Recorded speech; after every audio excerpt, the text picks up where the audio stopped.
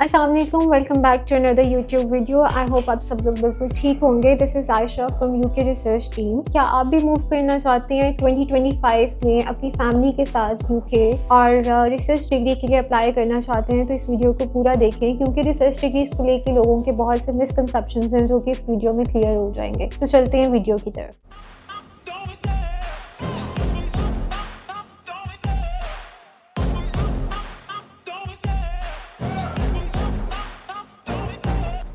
जैसे कि आप सब लोग जानते हैं कि 2024 में टॉट प्रोग्राम पे डिपेंडेंट अलाउड नहीं हुए और अगर आपने डिपेंडेंट के साथ मूव करना चाहते हैं तो आप सिर्फ रिसर्च डिग्री पे अप्लाई कर सकते हैं। अब रिसर्च डिग्रीज को लेके बहुत से लोगों के क्वेश्चंस होते हैं कि रिसर्च डिग्रीज होती क्या हैं और हमें वहाँ पे जाके क्या कंप्लीट रिसर्च करनी पड़ेगी। तो रिसर्च डिग्रीज के रिलेटेड मैं आपको इस वीडियो में सारा गाइड करूँगी कि रिसर्च डिग्रीज बेसिकली 3 तरह की होती हैं। एक होती है MRES, जिसको मास्टर बाय रिसर्च बोलते हैं, and the second one is MPhil and the third is PhD। अब इन तीनों में लोग हमसे पूछते हैं कि डिफरेंस क्या आ जाता है। मेन डिफरेंस तो इनका ड्यूरेशन का डिफरेंस आता है। एंड सबसे पहले अगर हम मास्टर बाय रिसर्च की बात करें तो ये 1 साल की डिग्री होती है जिसमें आपको 2 साल का PSW मिलता है। एमफिल की बात करें तो एमफिल 2 इयर्स का प्रोग्राम होता है जिसमें आपको 2 इयर्स का ही PSW मिलता है। एंड PhD जो होती है वो आपकी 3 to 4 इयर्स की होती है और इसमें आपको PSW जो है वो 3 इयर्स का मिलता है। मेन चीज अब इनमें ड्यूरेशन का डिफरेंस आ जाता है एंड अदर देन दैट इसमें आपका स्टे का डिफरेंस भी आ जाता है। स्टे के डिफरेंस के अलावा इन तीनों डिग्रीज में आपके फाइनेंसेस का डिफरेंस भी आता है। फॉर एग्जांपल अगर आप मास्टर बाय रिसर्च को चूज करते हैं जो कि 1 ईयर की डिग्री है और इसमें डेफिनेटली आपको 1 ईयर की फी पे करनी पड़ेगी, जबकि अगर आप एमफिल चूज करते हैं जो कि 2 ईयर का प्रोग्राम है तो ऑब्वियस है कि आपको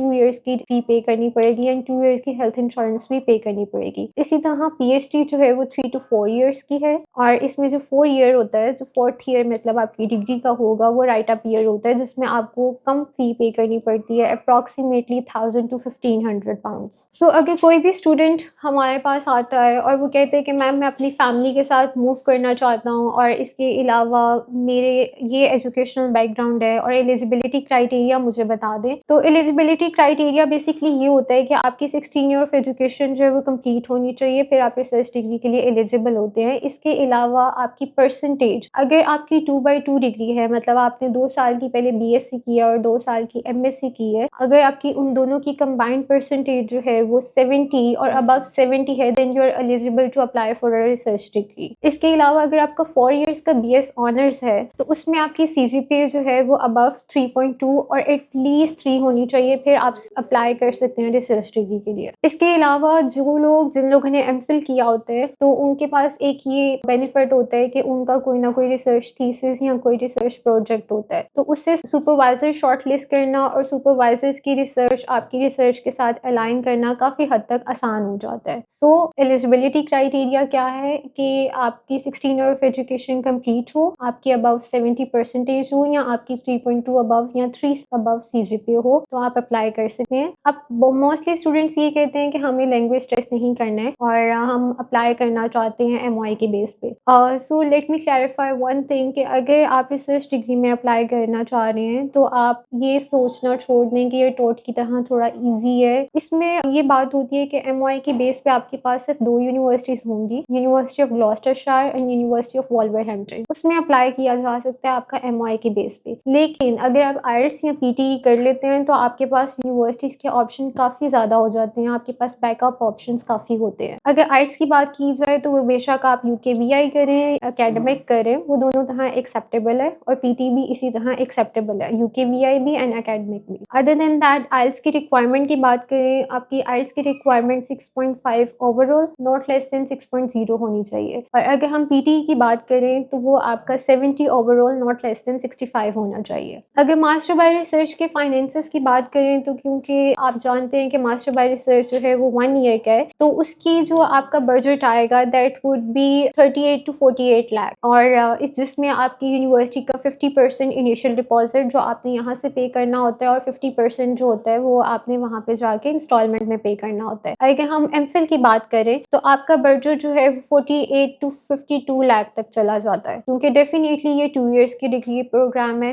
एंड आपको हेल्थ इंश्योरेंस एंड वीजा फी भी उसी हिसाब से पे करनी पड़ती है। तो अगर हम PhD की बात करें तो PhD में आपका बजट जो है 65 to 70 70 तक चला जाता है, क्योंकि डेफ़िनेटली अगर पीएचडी 3 से 4 साल की है तो आपको हेल्थ इंश्योरेंस भी उसी हिसाब से पे करनी पड़ती है। नेक्स्ट हमसे स्टूडेंट्स ये पूछते हैं कि कितनी % गारंटी है कि डिपेंडेंट और जो मेन एप्लीकेंट है वो एक साथ ट्रैवल करें। तो उसमें कोई इशू नहीं होता है कि आपके हमारे जितने भी सक्सेसफुल केसेस हुए हैं उसमें सारे डिपेंडेंट्स और सबने मेन एप्लीकेंट एक साथ ट्रैवल किए हैं। अगर हम प्रोसीजर की बात करें कि मास्टर बाय रिसर्च, एमफिल या पीएचडी के लिए अप्लाई करने का प्रोसीजर क्या होता है, सो इनिशियली जो मेन एप्लीकेंट होता है उसको अपने डॉक्यूमेंट्स जो हैं वो हमें प्रोवाइड करने पड़ते हैं, जिसमें आपके एजुकेशनल डॉक्यूमेंट्स आ जाते हैं, आपके पासपोर्ट आ जाता है, आपके 2 फ्रेश रिकमेंडेशन लेटर्स आ जाते हैं। आपके रिकमेंडेशन लेटर्स का ये होता है कि वो 6 मंथ अगर पुराने हैं तो वो नहीं चलेंगे, आपको एटलीस्ट उनकी 6 मंथ की वैलिडिटी होती है, तो आपके फ्रेश रिक्वायर्ड होंगे। इसके अलावा अगर आपका कोई एक्सपीरियंस लेटर है या आपका मतलब अपना ड्यूरेशन या गैप कवर करने के लिए आपका कोई एक्सपीरियंस है तो वो रिक्वायर्ड होता है। सो इनिशियली सिर्फ मेन एप्लीकेंट के डॉक्यूमेंट्स रिक्वायर होते हैं, इंडिपेंडेंट के डॉक्यूमेंट्स होते हैं वो at the time of visa file required होते हैं। अगर प्रोसीजर की बात करें जाए तो इसका प्रोसीजर कुछ ये होता है कि हम आपके लोकेशन प्रेफरेंसेस के अकॉर्डिंग और हम आपके बजट के अकॉर्डिंग यूनिवर्सिटीज शॉर्टलिस्ट करके उसमें सुपरवाइजर शॉर्टलिस्ट करते हैं जिनकी रिसर्च आपकी रिसर्च से अलाइन करती हो, and then research proposals ready होते हैं। एंड उसके बाद मोस्टली हम स्टूडेंट को ये कहते हैं कि वो रिसर्च प्रपोजल जो है वो खुद राइट करें, क्योंकि at the end of the supervisor will definitely interview, तो आपको एटलीस्ट पता हो कि हमने रिसर्च प्रपोजल में क्या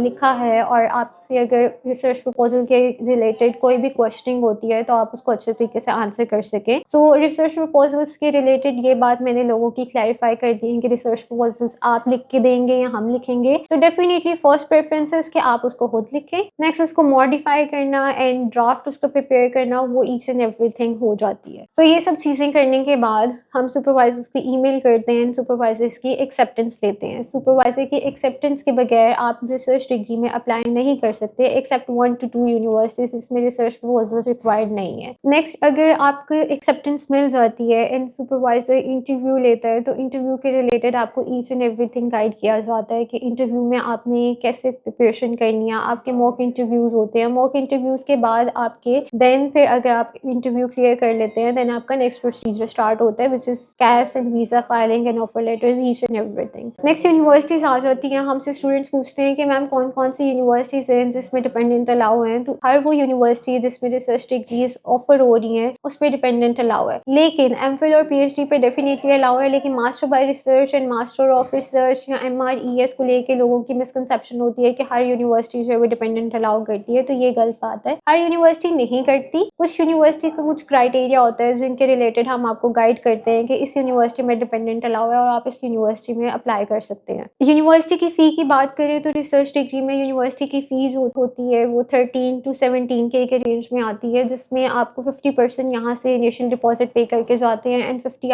आफ्टर दैट आप उसको इंस्टॉलमेंट्स में पे करते हैं। सो बहुत से ऐसे लोग जो कि अप्लाई करना चाहते हैं अपनी फैमिली के साथ या डिपेंडेंट्स के साथ, यूके उनके लिए एक बहुत अच्छा ऑप्शन है, क्योंकि डेफिनेटली इसमें लैंग्वेज बैरियर नहीं है एंड क्वालिटी ऑफ एजुकेशन है, और भी बहुत सी ऐसी चीज़ें आ जाती हैं जिसकी वजह से यूके में स्टडी करना लोगों के लिए एक बेनिफिट होता है। और आई होप जितने भी आपके रिसर्च डिग्रीज को लेके मिसकंसेप्शन होंगे वो इस वीडियो में क्लियर हो चुके होंगे। एलिजिबिलिटी क्राइटेरिया अब आप लोग खुद भी इवेल्युएट कर सकते हैं, either you guys are eligible और not to apply for a research degree. So अगर आप रिसर्च डिग्रीज के लिए अप्लाई करना चाहते हैं तो आप इस नंबर पे कांटेक्ट कर सकते हैं and thank you so much.